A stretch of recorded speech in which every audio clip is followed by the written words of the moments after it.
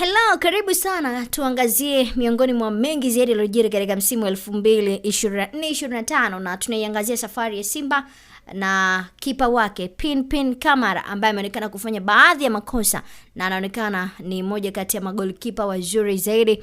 Wanamuita mmoja kati ya magolikipa bora by the way. Sasa natamani tuangazie makosa ya msingi ambayo ameyafanya Pinpin Kamara kwa msimu huu. Moja kabisa ni kupokea goli dhidi ya Coastal Union. Kamara alipokea mabao mawili kipindi cha pili katika position mbovu sana na kupoteza alama mbili muhimu kwa Simba. Hii ilikuwa siku mbaya kwa upande wake. Lakini pia mechi ya dabi dhidi ya Yanga ambayo ilichezwa hapo nyuma. Sasa alikosa kwa kuwa foul ilipigwa, mpira ukageuka kuwa cross na ukaingia langoni kupitia mwingilio wa Kelvin Kijele. Simba wakapoteza alama 3. Hii ni mchezo wa kwanza ambao waliucheza kabla ya mchezo hapo jana ama mchezo wa siku ya Juni 25, na Kijile katika harakati za kuhakikisha kwamba anaokoa, mwisho siku akajikuta ameweza kujifunga mwenyewe, na tokea pale bwana hatujamuona akipata nafasi ndani ya kikosi cha Simba.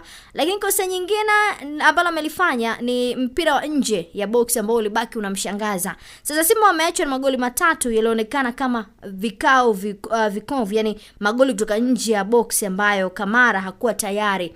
Yamekuwa dhidi ya Yanga, lakini pia mbele dhidi ya Coastal Union.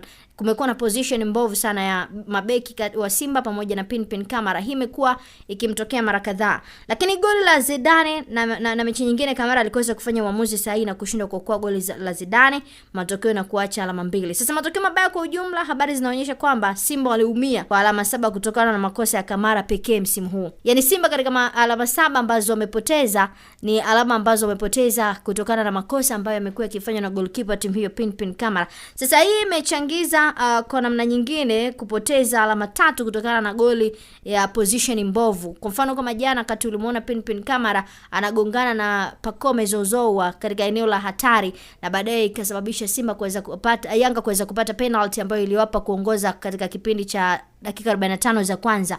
Lakini kipindi cha pili pia tuliona ule umakini ama kukosa umakini kwa Pinpin Kamara kulichangia pia kufungwa goli la pili na Clement Mzize. Ukijaribu kuangalia alikuwa yeye na Mzize mbele, then nyuma kulikuwa kuna wachezaji, lakini alishindwa kuokoa mpira, na mwisho siku Kamara ndani ya mechi za mwisho alikuwa na clean sheet nyingi, lakini makosa haya yanaonyesha uwepo udhaifu katika uongozi wa magoli hasa kwenye matokeo muhimu. Sasa yeye ni kipa mwenye uwezo, ana nafasi nyingi za clean sheet, lakini makosa haya yamesababisha alama kupotea, alama za wazi kabisa ambazo pengine kwa ujumla Kamara amekuwa mlinzi mara, lakini makosa haya hasa katika position, maamuzi ya goli na ukosefu wa umakini yamesababisha uharibifu mkubwa wa Simba kwenye matokeo mabaya kwa msimu huu.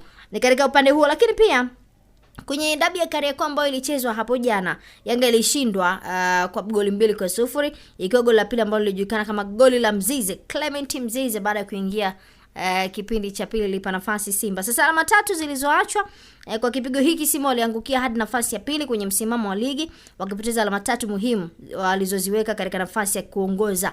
Sasa matokeo haya yanalenga hisia ya kwa Simba hawajajiandaa kikamilifu dhidi ya wapinzani wao watani wa jadi. Wengi wakasema bora tu Simba wangeendelea na ile slogan yao tucheze na hao, mwisho siku wasipate matokeo, lakini mwisho ikawa hivyo.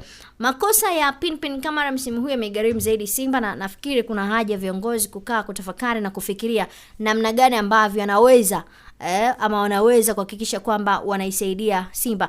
Of course Pinpin Kamara ni goalkeeper mzuri ambaye ana uwezo wa kudefense, lakini pia kudaka magoli, wanamuita Spider-Man of course, lakini mwisho wa siku amekuwa na makosa, na makosa yake yamegharimu Simba na wamepoteza karibia alama 7 ambazo pengine zingewapa nafasi. Yote imechangizwa na ubovu wa goalkeeper. Tulishuhudia hata kwenye mechi moja ya kimataifa, ilikuwa mechi ya finali mechi ya finali pale Zanzibar, CAF Confederation Cup, ambapo tuliona pia kuna changamoto ilitokea baadaye, Pinpin Kamara akaonekana kushindwa kuelewana na wenzake. Yote hii ikichangizwa na changamoto ambazo pia amekuwa akikumbana nazo. Lakini si mbaya kwa msimu huu, pengine kwa msimu unaokuja anawezekana kaboresha zaidi. Lakini pia kumekuwa kuna goalkeeper ambaye anaweza kumnyima namba Pinpin Kamara baada ya Aish Manula kupata majeraha na Ali Salim kuonekana ama kutokuaminiwa zaidi kupata nafasi. Kuna haja ya Simba kuhakikisha kwamba wanafanya usajili wa kupata goalkeeper mpya ambaye anaweza akaja kuwa competitive goalkeeper, ama akaja kumpa challenge Pinpin Kamara,